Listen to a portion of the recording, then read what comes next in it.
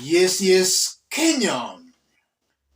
Tamu sana, tamu sana, tamu sana, yes, tamu sana, yes.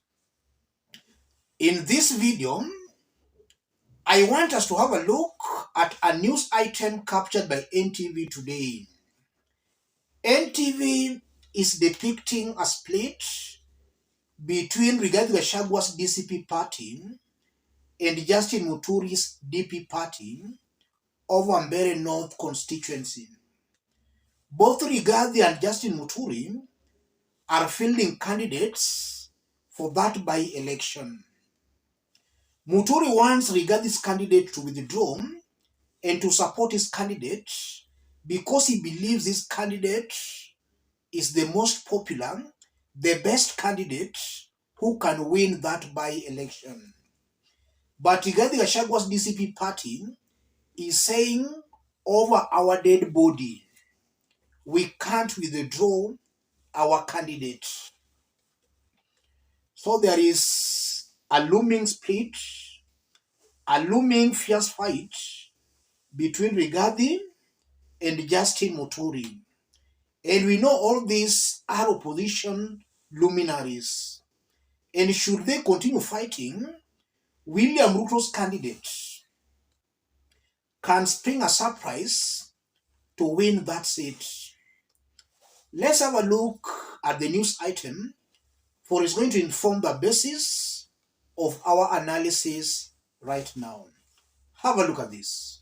Candidate in the upcoming Mbeere North by-election. Instead, the party insists that its candidate should be the unified, opposition's choice. Speaking at a press briefing in Embu County, the party's local chairman, Joshua Kanake, declared that any opposition coalition agreement must rally behind the DCP candidate, Duncan Mbeere. Kanake pointed to Mbeere's popularity and grassroots networks, describing him as the strongest challenger capable of taking on UDA in the race. Hata kama tuko kwa muungano wa vyama za upinzani, hakuna vile itakuwa eti sisi kandidati wetu bwana Mbeere ataachia mtu kiti. Mbeere yako kwa kinyang'anyiro ya kiti ya Mbeere North, na hapana uwezekano eti utakuwa na mazungumzo. Mazungumzo ni kwa mwananchi. Mwananchi ndiye anaamua, na ground yote iko nyuma ya mheshimiwa Mbeere. Kwa hivyo hii mambo mengine yote ambayo inasemekana, sijui ati watu wameonekana wakizungumza, sijui watu wataketi pabari alafu waambie Mbeere a step down, hakuna kitu kama hicho. Now, the simple act of doing household chores down at the river or the... That's a DCP party official. And listening to him, he's saying they are not withdrawing their candidate over their dead body.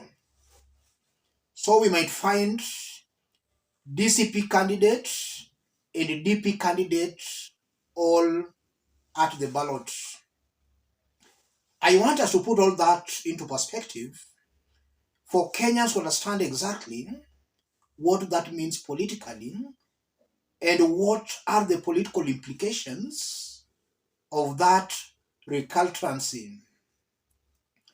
If you are watching us but you are not yet subscribed, subscribe, give the video a like. Let's proceed. Yes.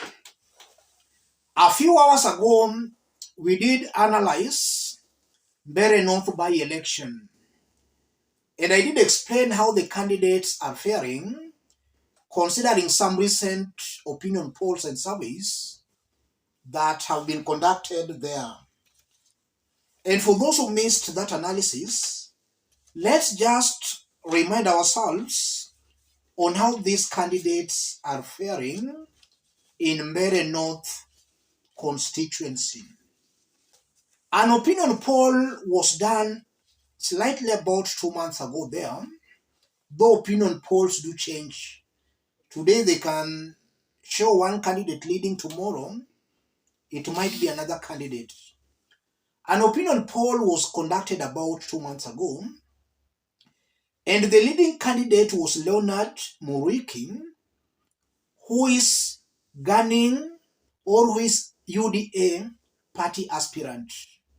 That was the leading candidate in that opinion poll. So as it stands today, Ruto's candidate is the one leading in Mbeere North by election, as per these opinion polls. The second candidate was Newton Karish. Newton Karish is the DP candidate, Justin Muturi's candidate. And we are now seeing Justin Muturi telling Rigathi that Rigathi's candidate should withdraw to support his candidate. I think Justin Muturi feels his candidate is more popular than Rigathi Gachagwa's candidate. And that will bring us to the question, how comes that a popular candidate chose Justin Muturi's party but not Rigathi Gachagwa's party? And then Rigathi Gachagwa's candidate, you are seeing, is performing very poorly. As per that poll, Duncan Mbui, he was almost the last with only 2.7%. I think it's worth talking about those three candidates. Justin Muturi's candidate, from the surveys and the research, is clearly popular than Rigathi Gachagwa's candidate. So how comes that Rigathi is the mountain's kingpin, but his party is not attracting popular candidates? How comes that Justin Muturi's party can attract a better candidate than Rigathi's party? The first answer to that, it might be true what we are being told, that there is a split on the mountain. There is Mount Kenya East and Mount Kenya West. We know that Mbeere North is part of the region considered Mount Kenya East. It might be possible that that split do exist. Rigathi might only be popular in Mount Kenya West, in the Kikuyu land, but not in the Aembu Tharakas or the Merus. That's why his party is not attracting popular candidates. Out of the non-12 candidates, 9 are looking for UDA ticket. That's also very telling, and I did explain that in our earlier analysis. How comes that out of 12 aspirants, 9 strong aspirants are looking for UDA party ticket? We all know that in Kenya, politicians normally do identify with popular parties. In Ukambani, political aspirants will scramble for Wiper party tickets. If you are in Lowland, ODM party will attract more aspirants. So if UDA party is the one attracting more aspirants in Mbeere, that in itself can be an indication that maybe, surprisingly, Ruto's Oda party might be the most popular party in Mbeere. And we are not also ruling out the Kithure Kindiki's factor. That's the explanation to that.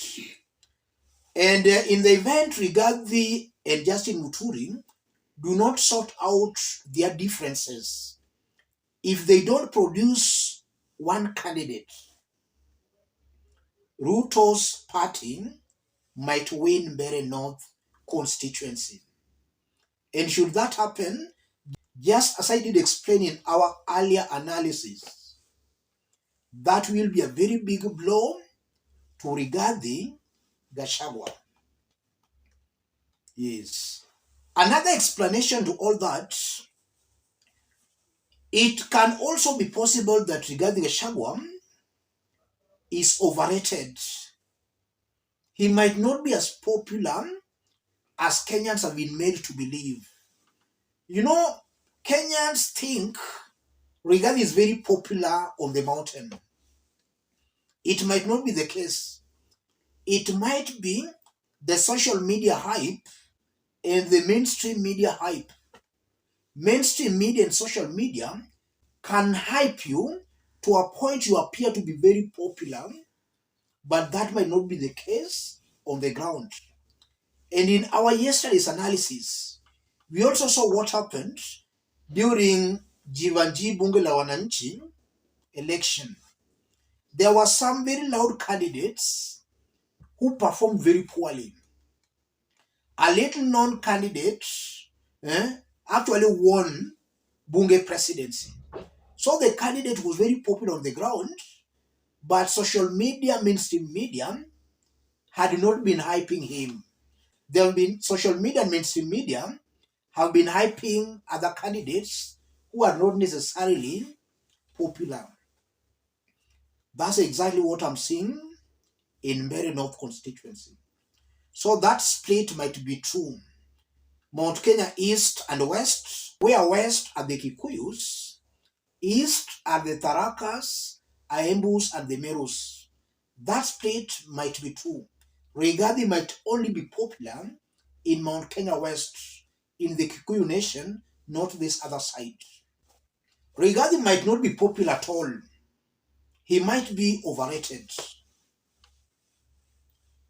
Yes, so any split in the opposition will be very dangerous for the opposition.